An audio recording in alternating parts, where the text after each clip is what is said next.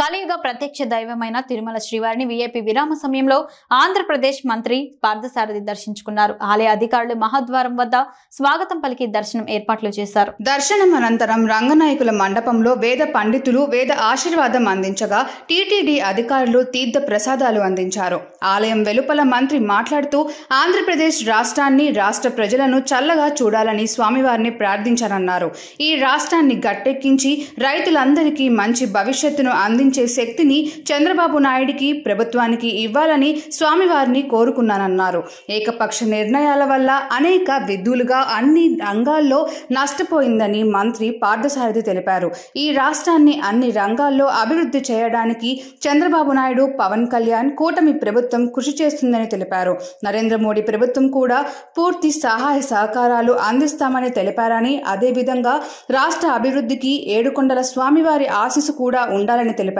ఎన్నికల హామీల్లో భాగంగా కూటమి ప్రభుత్వం పెన్షన్ 3,000 నుంచి 4,000కి, అంగవైకల్యం ఉన్నవారికి 5,000 నుంచి 10,000కి పెంచాలని, మొత్తం 65 లక్షల మందికి 4,400 కోట్ల రూపాయలను ఇంటి వద్దకే వెళ్లి పంపిణీ చేయబోతుందని తెలిపారు.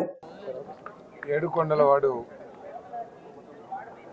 ఈ రాష్ట్రాన్ని, రాష్ట్ర ప్రజల్ని అందరినీ కూడా చల్లగా చూడాలని, కష్టాల నుంచి గట్టెక్కించాలని చెప్పేసి దేవుణ్ణి ప్రార్థించాను.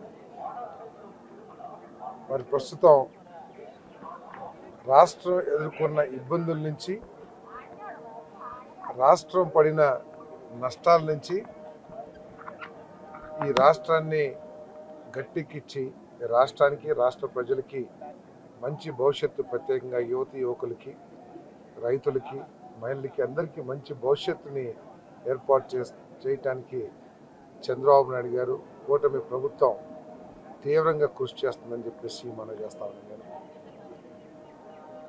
కొన్ని అవకతవక నిర్ణయాల మూలంగా కానివ్వండి, దూరాలోచన లేకపోవటం మూలంగా కానివ్వండి, ఏకపక్ష నిర్ణయాల మూలంగా కానివ్వండి, రాష్ట్రం అనేక విధాలుగా అన్ని రంగాల్లో కూడా నష్టపోయిందని చెప్పేసి చాలా స్పష్టంగా అర్థమవుతా ఉంది.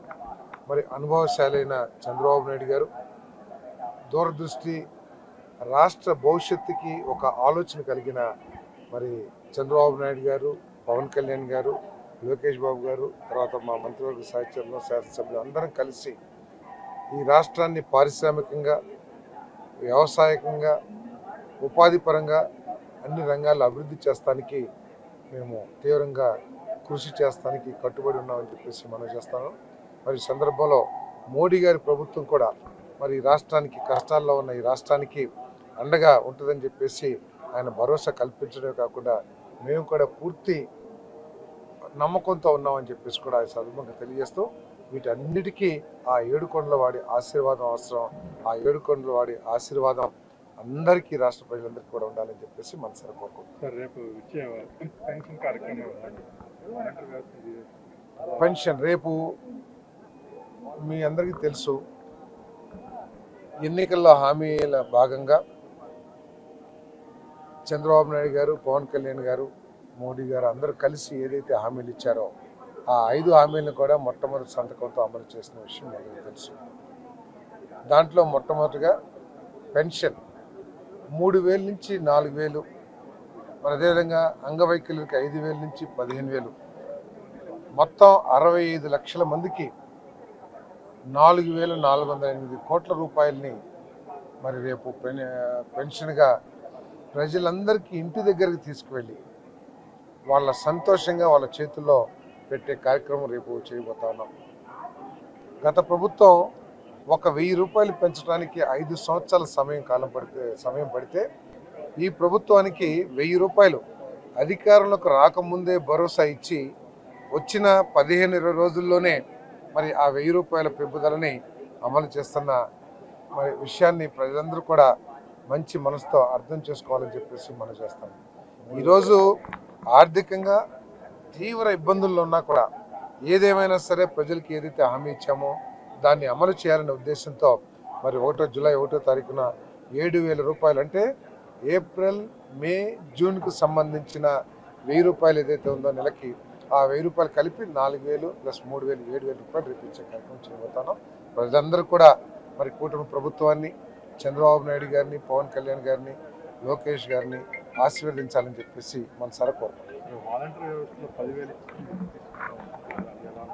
ఇప్పుడు చాలా హామీలు ఇచ్చాం. అప్రాపరియేట్ టైంలో తప్పుకోకుండా ప్రభుత్వం ఒక నిర్ణయం తీసుకుంటుంది.